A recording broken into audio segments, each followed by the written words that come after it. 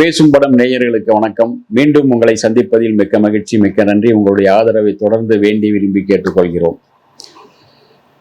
நேற்றைக்கு நவரச நாயகன் சூர்யா ரெட்ரோ படத்தின் மகிழ்வான தருணத்தை பத்திரிகையாளர்களோடு அழைத்து கைக்குலுக்கி தன்னுடைய மகிழ்ச்சியை விருந்தோம்பலோடு நிறைவு செய்தார்.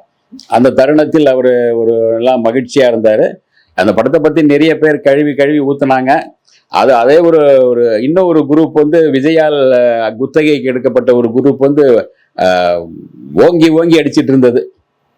இந்த படமா அப்படி ஓங்கி அடிச்சிருந்தது. அதெல்லாம் தாண்டி உலகம் முழுக்க அந்த படம் ஒரு 104 கோடி ரூபாய் கலெக்ஷன் பண்ணியிருக்கு. அதுவே அவருக்கு மகிழ்ச்சியான நிறைவா இருக்கு. ஓரளவு இவருடைய மற்றவங்க சொல்ற மாதிரி ஒரு 200 கோடி 300 கோடி ரூபா வாங்கியிருக்கேன் சம்பளம்னு சொல்லிட்டு அதை வாங்கி ஏதோ அந்த எங்கெங்கயோ ஃப்ளைட்ல சுத்தாம இவர் வாங்கின குறைவான சம்பளம் வாங்கினாலும் கூட அது கல்விக்கு தன்னுடைய கல்வி நிறுவனத்துக்கு உதவி கூட கல்வி நிறுவனத்துக்கு பயன்படும் படிதான் செஞ்சுட்டு வர்றார். இது வரைக்கும் அவங்க அப்பா 1 லட்சம் ரூபாய்க்குள்ள 50,000 ரூபாய் சம்பளம் வாங்கின காலத்திலே அவர் வருஷத்துக்கு ஒரு 10,000 ரூபாய் SSLCல அதிகமாக மதிப்பெண் பெற்றவங்களுக்கு சிவகுமார் சார் கொடுத்துட்டு வந்தார். அந்த காலத்திலேயே அப்பாவுடைய அந்த நல்ல செயலை அப்படியே பின்பற்றி இவர் அந்த அறக்கட்டளை தொடங்கி அந்த அறக்கட்டளையின் மூலமா ஏறக்குறைய ஒரு 8,000 குழந்தைகளுக்கு பெண்கள் ஆண்கள் ஏழை மாணவர்களுக்கு கல்வி கற்க பயன்படும்படி செஞ்சிருக்காரு. அதன் மூலமா அவருக்கு நிறைய அது ஒரு மிகப்பெரிய புண்ணியம்ங்கிறதை தாண்டி ஒரு வீட்டில் ஒரு கல்வி கொடுத்தாலே அந்த குடும்பம் என்றைக்கும் அந்த குடும்பம் செழித்து ஓங்கும், அந்த குடும்பம் நன்றாக இருக்கும் என்பதற்கான ஒரு நல்ல விஷயம் உண்டு. அது அந்த வகையில சூர்யா ஒரு ஏறக்குறைய 8,000 பேருக்கு கல்வி கொடுத்திருக்கின்றார். 8,000 பேருடைய உயர்வுக்கு 8,000 பேருடைய வாழ்க்கைக்கு மிகப்பெரிய தூண்டுகோலா உதவிகரமா இருந்திருக்கார். அந்த வகையில் அவரை பாராட்டணும். அந்த நல்ல செயலை பாராட்டும் போது, அதாவது ஒருத்தரிடம் இருக்கிற ஒரு 2 கெட்ட செயல் இருந்தாலும் கூட அவர்கிட்ட இருக்கிற ஒரு நல்ல செயலுக்காக அவருடைய பாராட்டணும், நன்றி செலுத்தணும் அப்படிம்பாங்க. அந்த வகையில அவர்கிட்ட இருக்கிற அந்த நல்ல செயலுக்காக நாம பாராட்டணும். அதோட தாண்டி இப்போ இந்த படத்துல வந்த லாபத்துல அவருடைய அறக்கட்டளைக்கு 10 கோடி ரூபாய் ஒதுக்கி இருக்காரு. வருங்காலத்தை இன்னும் பல ஏழை மாணவர்கள் படிப்பதற்கு ஒரு தூண்டுகோலா இருந்திருக்கு அந்த செயல். அந்த வகையில எல்லா பத்திரிகையாளர்களும் தன்னை கல்வி ஊத்துனவங்களும் சரி, நல்லது பாராட்டினவங்களும் சரி, அத்தனை பேருக்கும் நன்றி செலுத்தி கொண்டார். அடுத்தடுத்து இந்த படம் ஓரளவு சில படங்கள் சில நேரங்கள்ல ஒரு கதை நல்லா இருக்கும்னு இவங்க எடுப்பாங்க. ஒரு கம்சனுடைய கதை தானே இது ஏறக்குறைய. அந்த ஒரு மகாபாரதத்துல ஒரு கம்சனுடைய அந்த கதை தான் அது.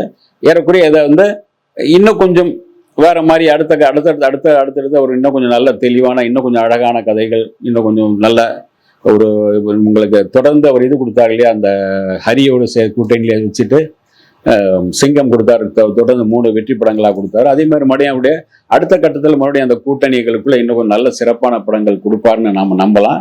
அவருடைய வளர்ச்சி இன்னும் கொஞ்சம் பெரிதா வரணும், இன்னும் நல்ல படங்கள் அவர் தரணும். அவருக்கு ஒரு நல்ல நடிகரா, அது ஆரம்பத்திலே இவருக்கு நடிக்கவே தெரியாதுன்னு சொன்ன ஆட்களும் உண்டு. ஏறக்குறைய அவர் ஆரம்பத்திலே ஒரு முதல் படத்திலே நேருக்கு நேர் படத்துல சிம்ரானை முத்தம் கொடுக்குற அந்த காட்சியிலே ரொம்ப வெக்கப்பட்டு கூச்சப்பட்டு ஏறக்குறைய 20 டேக் வாங்கினவர். இன்னைக்கு நல்ல காதல் காட்சியிலும் ஆனாலும் சரி, ஆக்ஷன் காட்சியிலும் ஆனாலும் சரி நல்லா நடிக்கிறாரு. அதே சமயத்துல அந்த கூச்சம் இல்லை என்றாலும் கூட பெண்கள் அதனுடைய ஒரு இணையான ஒரு ஹீரோயின் கூட நடிக்கும் போது ஒரு நாகரிகமான ஒரு காதலை வெளிப்படுத்துறாரு. அந்த வகையில பெண்கள் மதிக்கக்கூடிய ஒரு ஹீரோவா அவர் இருக்காரு. பெண்கள் மத்தியில் ஒரு நல்ல பேர் உள்ள ஹீரோவா இருக்காரு. அதை அவர் கொஞ்சம் மெயின்டைன் பண்றாரு. என்கிட்ட ஒரு முறை அவர்கிட்ட கேட்டும் போது கூட அதை பெண்களை மதிக்க வேண்டியது ரொம்ப முக்கியம் சார், என் அம்மாவை என் தங்கையை நான் மதிக்கிறேன், அதே மாதிரி தான் பெண்களை நான் மதிக்கிறேன் அப்படின்னு சொல்லியிருந்தாரு. அந்த வகையில் அவருடைய கதாபாத்திரங்கள் உருவாக்கும் போது கூட பெண்களை மதிக்கக்கூடிய கதாபாத்திரங்களா உருவாக்கி இருக்காரு. அப்படிதான் நடிச்சுட்டு வர்றாரு.